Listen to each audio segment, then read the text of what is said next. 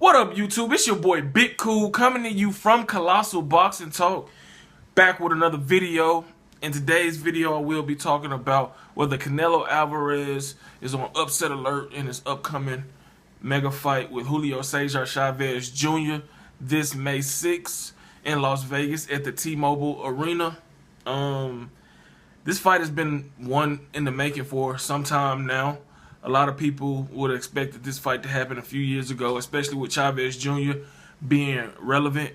But he had his own transgressions and slip-ups in his professional career and whatnot, outside of the ring, inside of the ring, that kind of prevented this fight from happening. And Canelo Alvarez went on to fight Floyd Mayweather Jr., Erislandy Lara. He's fought Austin Trout, Miguel Cotto. The list goes on and on. He has a great resume, and he's, 26 years old. He only has one defeat, and that's at the hands of Floyd Mayweather. You can debate that he had another loss to Austin Trout, Erislandy Lara, but we're not here to talk about that. And if you look at this fight, for me, when I first heard that it was made, I wasn't excited about it. And I'm not too overly excited about it now, but as it, has settled in and you kind of get past the BS with the weight, the catch weight, and all the politics that's involved in boxing, and you dig deeper and look at the film of both guys, this is an intriguing fight. Both guys needed this fight, as my boy JG pointed out a while back when we was talking about it, for their legacy, because they're from the same. They're both Mexican. They both really do not like each other. Chavez Jr. is the son of Mexican legend and boxing icon Julio Cesar Chavez Sr. And he has big footsteps to try to fill, which we can all say now that he would never fill the shoes of his father. But he still can be a very good fighter. And like I said, Chavez Jr. doesn't like Canelo Alvarez. Canelo Alvarez doesn't like Chavez Jr. And it has been a lot of trash talk. But the premise of this video is to see what does Chavez Jr. have physically and skill-wise to to challenge, Canelo Alvarez, who is the shorter guy. Although he is a big boy, Chavez Jr. is a big boy. And I think this will be the first time in Canelo Alvarez's career that he'll be facing a guy that's much bigger. And not just by one weight division. Two, you think Canelo balloons up, overnight after the weigh-ins. Chavez, he goes up 20, 30 pounds.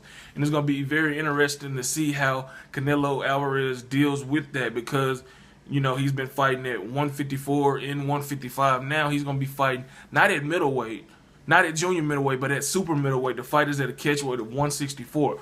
So will he weigh in at 164? We do not know that. He may come in at 160 even, or 161, 162, depending on the strategy. Because we all know that, although his stamina issues have been, overhyped, he still does have issues. He does get tired. And this is a dangerous fight for him, because he's fighting a guy who is taller by 2 or 3 inches, 4 inches, naturally bigger, has a great chin, and he works the body. If you go back and watch Julio Cesar Chavez's fights with Sergio Martinez, Andy Lee, Brian Vera, Sebastian Zibik, way back when he won the WBC title, I mean, he worked the body. He digs to the body. Marco Antonio Rubio will tell you, he loves to work the body, and that's where he picked up that trait from his father, who was a tremendous body puncher. And that's the thing that's going to be interesting to see how Canelo, who is the better fighter, faster hands, I think bigger puncher, better technically, and has the better resume and more experience against upper echelon guys. But size does matter, and it will be interesting to see how he deals with it in this fight.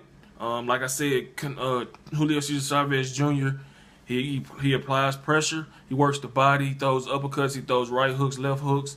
I mean, he has a good jab when he uses it, and he's been taking this fight serious. We're a little over a month away from this fight, and he's been looking good, from the footage we've seen.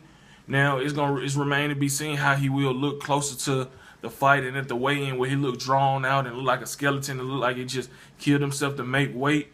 And if so, that's going to be a big detriment to him and a big plus for Canelo, who could, take his time, box from the outside, use his superior hand speed, He has excellent upper body movement. If you go back to his fight with Austin Trout, he surprised Trout and a lot of people watching that fight with the way he was able to slip, bob and weave, Austin Trout's shots, and counter him. He's a very good counter puncher. He works the body as well.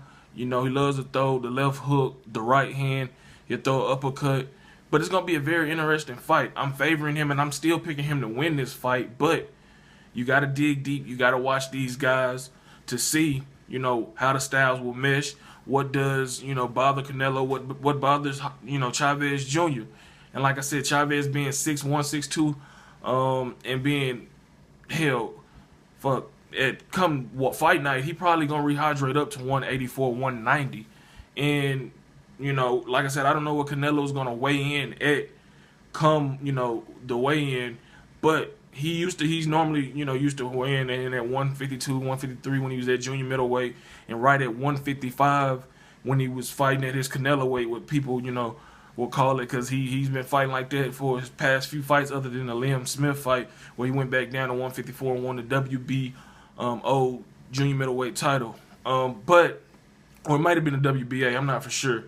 But him putting on that extra weight and then overnight rehydrating up 20-plus pounds could play a big favor in Julio Cesar Chavez Jr. as well, because he's accustomed to fighting at those higher weights. He's fought at 168 and 175. This is, foreign territory for Canelo Alvarez. And, it's going to be, interesting to see, like I said, to see how he deals with the extra weight from what he puts on overnight, as well as Chavez Jr., who's going to be coming ready to prove a point. This is a rivalry. He's motivated.